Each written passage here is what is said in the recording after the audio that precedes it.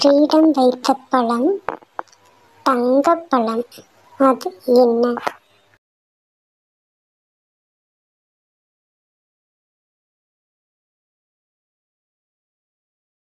அதுதான் அன்னாச்சி பழம்.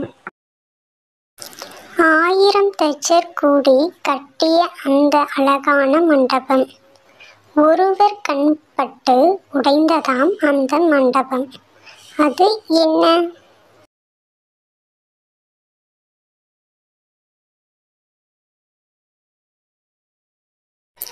அதுதான் தேன்கூடு.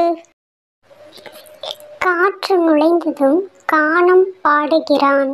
அவன் யார்?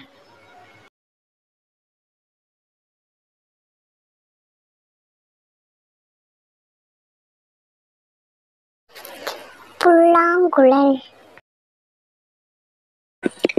ஒற்றைக்கால் குள்ளனுக்கு 8 கை.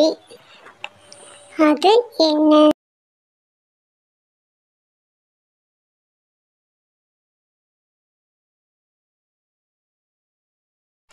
அதுதான் குடை.